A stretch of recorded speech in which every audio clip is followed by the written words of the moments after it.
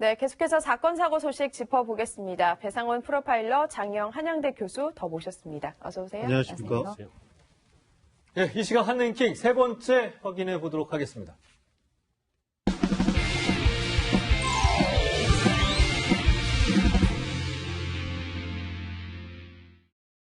그 지인분들이 와서 먹는데 나중에 그분들이 온 거예요. 그분들이 그 연예인으로 모르고 남자분은 뭐 어때요? 내가 봤을 때 보면 남자분은 그냥 혼자 하는 걸 내가 봤으니까 뭔 경우는 모르겠어요. 네, 이 시간 한랭킹 세 번째는 숨진 여배우 음주 소견으로 잡아봤는데요. 지난 6일이죠. 편도 3차로 고속도로 한가운데였던 2차로에 차를 세우고 내렸다가 교통사고로 숨진 여배우 한모 씨 부부가 사고 나기 전에 방문했던 식당 관계자의 얘기를 들어봤습니다. 네, 들으셨지만 식당 관계자는 남편은 술을 마셨지만 배우 한 씨가 마시는 건 목격하지 못했다고 얘기를 했는데 프로파일러님, 운전을 했던 한 씨가 음주 상태였다는 그 국가수 중간 소견이 나왔잖아요. 네, 최종 소견은 아닙니다. 네. 0.1% 이상이라고 되어 있는데 왜 이상이라는 말을 쓰냐면 정확한 것은 이제 정밀 분석을 나와야 되는 것이고요. 근데 저 정도 수준이면 굉장히 만취한 거 아닌가요? 근데 이제 보통 이제 사체 상태라고 하면은 자연적으로 나오는 혈중 알코올이 있습니다. 네. 거기 플러스 이제 본인이 섭취한 걸 플러스 해갖고 되지만 최소한 0.08 이상은 된다고 봐야 되는 거죠. 네. 상존하는 것이 0.02 정도라고 보면은 그 정도면 사실 정제수셔서 하니까 굉장히 많이 마신 거죠. 네. 사실 이렇게 되면 그동안에 왜 저 여배우가 고속도로 한가운데 서 있을까? 이런 의문들이 많은데 지금 이제 경찰의 수사에 결정적인 좀 영향이 될 수 있는 그러니까 사고의 원인? 이렇게도 볼 수 있는 건가요? 핵심적인 부분이죠. 사실은 2차로에 갑자기 정지한다는 건 뭐 상식적으로 맞지 않는 얘기인데 만약에 술이 취해갖고 전체적인 분별이 없었다. 네. 이런 상황이라고 보면은 거기서 정지한 상태에서 무엇인가 이제 남편이 그런 걸 요구할 때 급작스럽게 정지해갖고 이런 행동 이게 설명이 될 수 있는 가능성이 보이는 거죠. 네. 그럼 교수님 보면 사고 직전에 이제 한 씨가 차 뒤에 나와서 뭐 허리를 숙이거나 이러는데 이제 음주를 했다고 하니까 이제 그 숙취에 운전을 하다가 멀미를 해서 구토를 한 건 아닌가라고 추정을 할 수도 있을 것 같아요. 실제로 사고 직전에 그 1차로를 지나가던 차량의 블랙박스의 영상이 공개가 중간에 됐었죠. 네. 운전자들이 그 여성이 허리를 숙이고 있는 모습을 보고 지나치면서 저 여자 토하나 봐. 약간 이런 식의 이제 네. 대화를 주고받았던 네. 영상이 공개되게 됐었습니다. 그래서 처음에는 일단 사망한 사안은 말을 할 수가 없으니 남편의 진술에 따라서 남편이 일단 소변을 보기 위해서 급하게 차를 세우고 본인이 이제 볼일을 보러 갔다라고 이야기를 했었는데 그럼 과연 저 여성은 거의 남편과 동시에 내린 듯한 보이는 저 여성은 왜 갑자기 차 뒤에 와서 저렇게 구부리고 구토하는 듯한 모습을 보이고 있었을까. 그래서 아마도 음주를 하고 구토를 한 게 아니겠냐 추측은 있었습니다만 또 고인이 된 것에 대한 안타까움 여러 가지 이제 안 좋은 추측은 좀 참가하자 했었는데 이번에 음주를 했다. 게다가 조금 마신 게 아니라 물론 사망할 경우에 알코올 농도가 좀 올라간다 하더라도 네. 과한 음주를 했다라는 게 드러나면서 그럼 그 당시에 급하게 정차를 하고 남편도 소변을 보러 갔는지 뭐 구토를 하러 갔는지 모르겠지만 급하게 막 뛰어가는 모습이 포착이 됐었죠.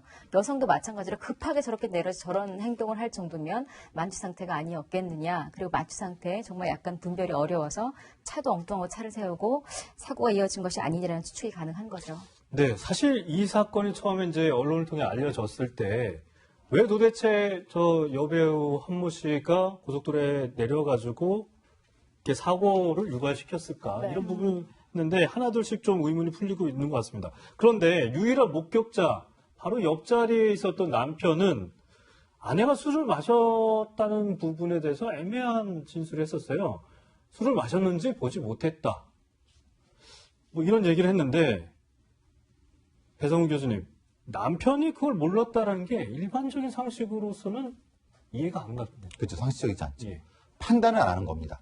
자신이 본 팩트만 얘기한 것이고 판단이란 것은 먹었을 수도 있겠죠 이런 얘기를 하지 않고 근데 이제 사실 애매한 건 그런 겁니다. 본인은 이제 차 안에 들어와서 잠을 잤다는 건지 네. 아니면 그 아내분이랑 어떤 대화를 하지 않았다는 건지에 대한 얘기는 하지 않았습니다. 만약에 얘기를 하거나 아니면 무엇인가 하게 되면 술 먹은 걸 감지했을 수 있겠죠. 그 얘기는 전혀 안 하고 그냥 마시는 걸 보지 못했다 정도까지만 얘기했는데 좀 이해가 되지는 않는 그러니까 이게 안 마셨다, 마셨다 이런 부분을 아닌 거죠. 언급을 안 한 거네요. 아예 아는 거죠. 네. 그럼 변호사님 이 시점에서 그 한 씨의 남편이 사실 변호사잖아요. 그러면 저는 음주운전 방조죄를 고려해서 술 마신 걸 못 봤다라고 혹시 하는 건 아닌지.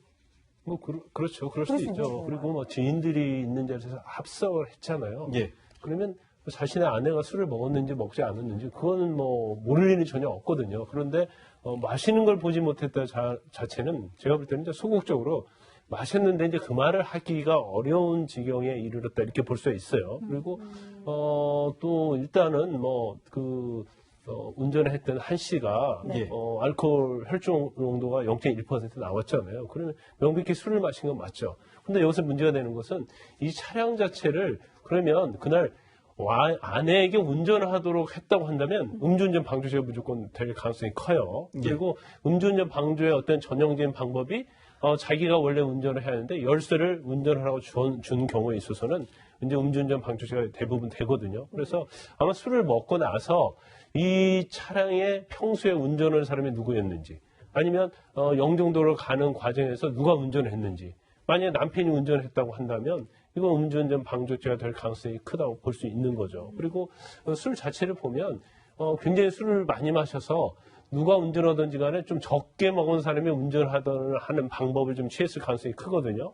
그렇다고 한다면 아내에게 당신이 나보다 술이 적게 먹었으니까 당신이 운전을 해. 이런 식으로 해서 운전하게 만들었다고 한다면 음주운전에 대한 방조죄는 될 가능성이 크다고 볼 수 있습니다. 네. 많은 분들이 이번 이 사고를 보면서 느끼는 또 다른 측면이 있습니다. 이게 만약 나한테 벌어졌다면 깜깜한 시간대 고속도로의 한가운데 서 있는 누군가를 보고 피하지 못하고 사고가 났다면 과연 어떻게 됐을까? 제 얘기가 될 수도 있었을 것 같습니다. 네. 시민들은 어떻게 생각하는지 한번 들어보도록 하겠습니다. 음주운전으로 정차를 하고 있었던 거면 운전자에게 책임이 있다고 생각을 합니다. 갓길에 서 있어야 되는데 중앙에 서 있었다면 그게 책임을 물어야 되지 않을까. 네. 배성훈 교수님, 사실 이게 경찰 얘기를 들어보면 이 택시기사 1차 사고, 그러니까 이 한모 여배우를 친 택시기사의 법적 책임은 있다. 이런 얘기를 하거든요. 지금 이제 전체적인 상황은 이 여배우께서 2차로에 서 계셨고 네. 3차로에 있던 차가 정차하고 그것을 피하기 위해서 2차로에서 턴하는 과정에서 보지 못해갖고 1차 타격을 했다라고 하는데 그 부분에 대한 문제가 되는 거죠. 왜냐하면은 불가피한 부분이 있는가? 네. 왜냐하면 어차피 고속도로에 이게 뭐 정차를 어떻게 알겠는가? 그러니까 분명 차는 정차할 수 있지만 사람이 나와 있는 건 확인할 수 없지 않느냐? 이 부분 때문에 논란이 분명히 될 것 같습니다. 왜냐하면은 경찰 입장에서는 그 정도도 사실은 안전주의 의무 그리고 전방주시 의무가 있는 거다라고 하는 거고 상식적인 선에서는 사실은 거기에 어떻게 사람이 서 있는 걸 인정할 수 있냐? 그 부분이 충돌하는 부분이라고 보여집니다. 게다가 고속도로에서 지금 편도 3차로 도로라면 굉장히 넓은 도로잖아요. 왕복 6차로 도로니까 게다가 야심한 시간이었고, 그러니까 제가 말하려고 하는 거는 밤 시간이었었고, 시속 100km 고속도로라고 하니까 최대한 100km 달린다고 했을 때 3차로, 2차로에 차가 서행을 하는 게 아니라 아예 제로의 정차 상태라면 제가 볼 때도 예를 들어 두 차로가 다 막혀 있는 상태가 갑자기 벌어진 거잖아요. 그것도 네. 삼각대가 뒤에 많이 있었던 것도 아니고 물론 사고를 낸 분을 두둔하는 건 아닙니다만 그런 부분은 좀 참작이 돼야 고인이 돌아가신 건 안타까운 사건이지만 이런 부분에 그 피해자로 지금 지목이 된 그 운전자들도 그리고 3차로에 선 사람도 사실은 2차로 이 여성을 도와주기 위해 섰을 가능성이 있거든요. 어쩜 따뜻한 마음으로 서신 분이고 2, 3차로에 차가 정치되어 있는 상태라면 지금 여론과 마찬가지로 사고를 내신 분들에게 전적으로 예. 운전 약간 전방주시. 예, 그걸 좀 완전히 100% 그 부분으로 몰아가기에는 다소 좀 이 부분에는 너무 극한 상황이 네. 생각이 들어요. 예. 그 정차된 차량이 비상등을 켜고 있지 않았다고 한다면 예. 예. 그 처음에 택시가 1차 가격하고 그다음에 승합차가 2차 네. 가격을 하잖아요. 그러면 전혀 과실이 없어요. 왜냐하면 저기는 자동차 전용 도로거든요. 예. 그러면 사람이 그곳에 있으려는 것은 누구도 예견할 수 없거든요. 네. 특히 교통사고 관련해서 과실이라는 것은 예견할 수 있음에도 불구하고 부주의로 인해서 예견하지 못해서 사고가 난 거거든요.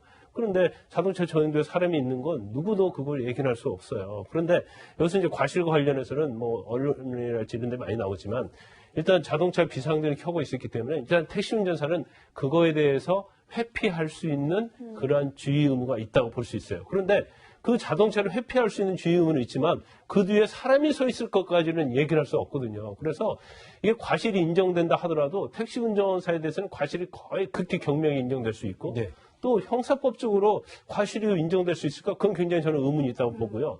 그다음에 두 번째 승합차 운전자는 이건 택시 운전사가 충격을 해서 튕겨 나온 사람을 차량으로 충격을 했기 네. 때문에 이 사람에 대해서 예견 가능성이 없어요. 그래서 설사 이 한 씨가 숨진 상태였다거나 숨지지 않았다 하더라도 2차 승합차 운전자에 대한 책임을 물을 수 없다고 봅니다. 그리고 대부분 판례가 그렇게 결정을 하고 있죠. 그래서 뒤 차량에 대해서는 뭐 사실 과실이 거의 없다고 볼 수 있고 있다고 하더라도 아주 극히 경미하게 인정이 된다고 볼 수 있어요.